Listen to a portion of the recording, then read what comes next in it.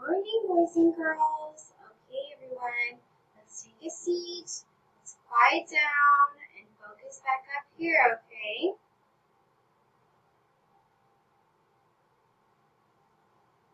Okay, we're going to transition into English now. So I need everyone to pull out their article of Kenya's long dry season, okay? I also need you to pull out your Kenya's long dry season chart that we've been working on.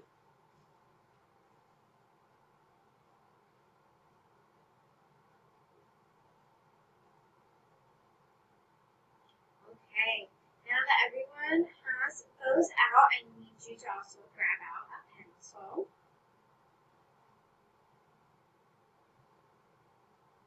Okay, thank you. So, imagine this. You're in the park, it's a hot summer's day, you've been playing with your friends, your family's there, and you're just all hanging out and having fun. Then, you're just like all done, ready to go home. You're just ready for a drink of water. Maybe a little snack. So you go up to your mom or dad.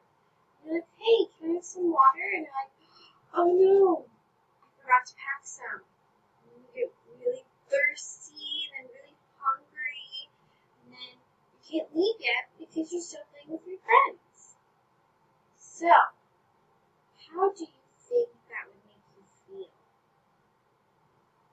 Think for a moment.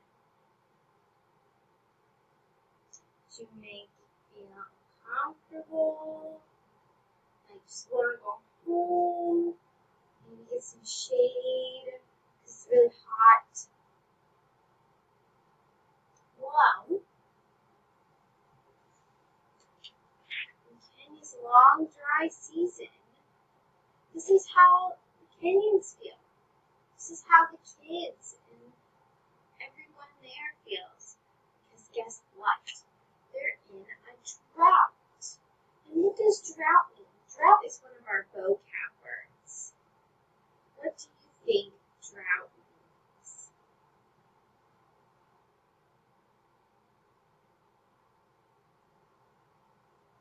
Yes, Emma? What do you think it means? That's right.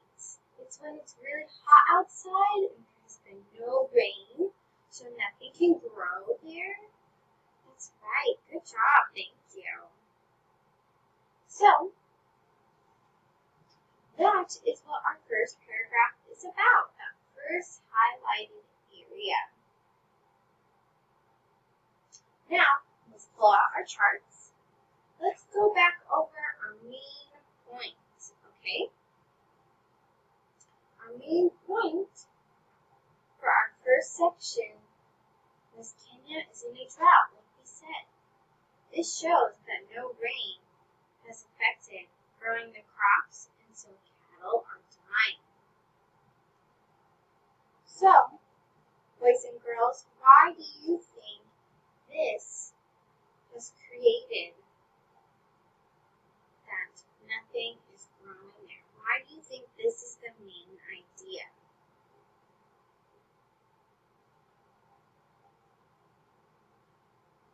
Miss Maria?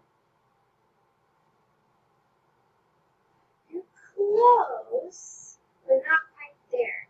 This is the main idea, because when we look at the rest of our article,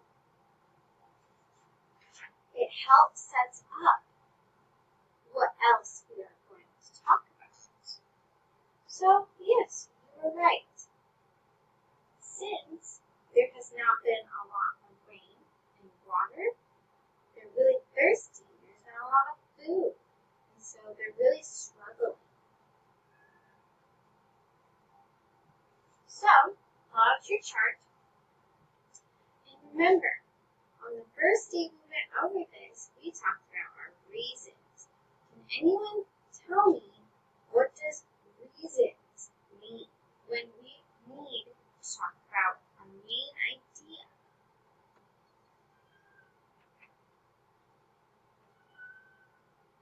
Is Donnie?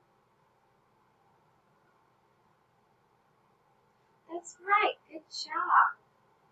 Reasons are what set up our main idea. So, can anyone tell me what evidences mean?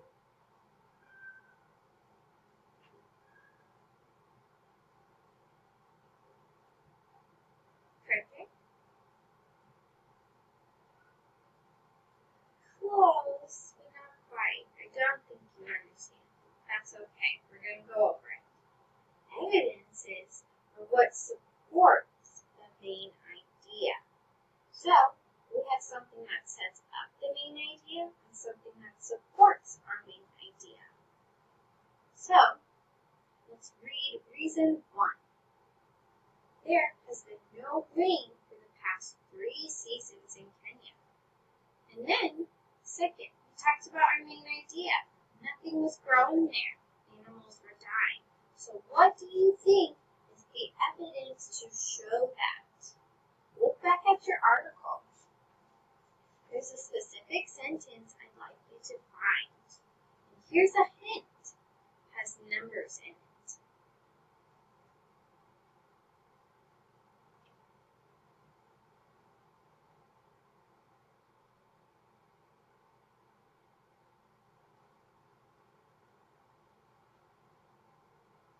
Okay, has everyone found it? Now, I'm going to read the sentence. Make sure everyone knows which sentence it was. It was right in the middle of our paragraph. It says, the drought has caused cattle to die and crops to shrink.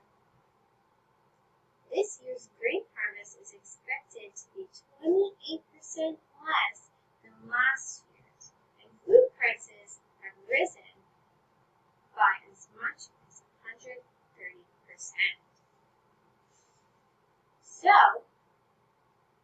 our evidence are those numbers to show that with raising prices of food, not a lot of people can buy food.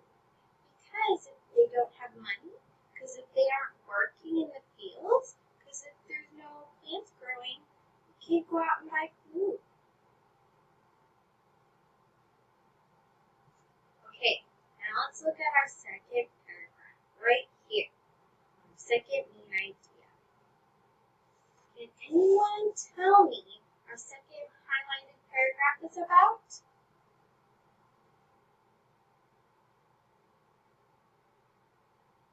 Come on, I know you can do it. It's that little title up above. Yes, Mason?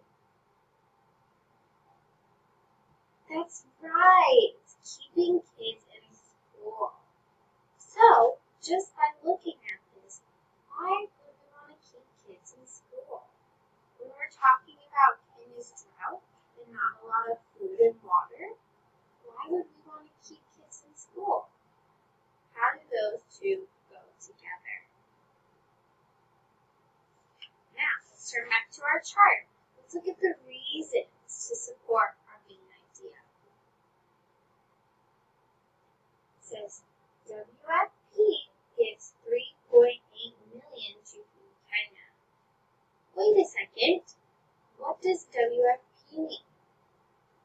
Remember, this is also another one of our vocab words. What do you think from reading the article that it means?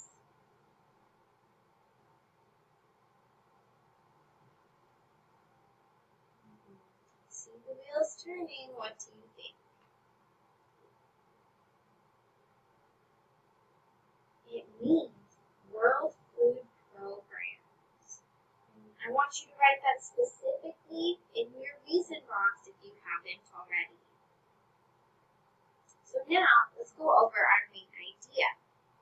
Our main idea for our second part is keeping kids in school and showing the numbers to put to feeding Kenya's kids to help them stay in school so they don't have to go find work to go help their families. And since their families don't have work, they don't have a lot of food. Remember, that's also back from our first point too. So, looking at our second paragraph, what evidence supports our main idea? I'm going to give you a few seconds.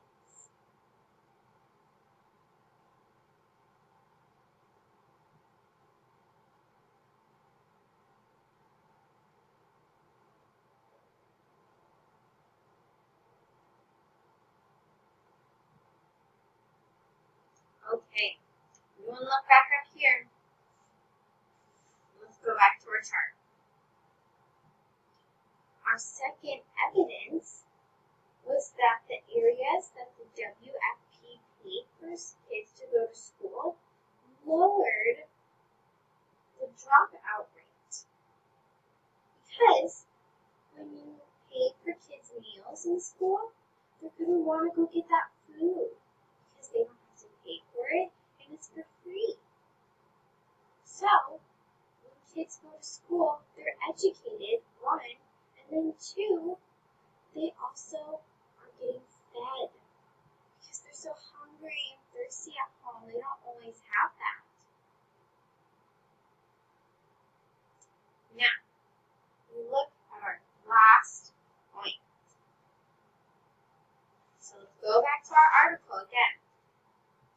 What is our last point about?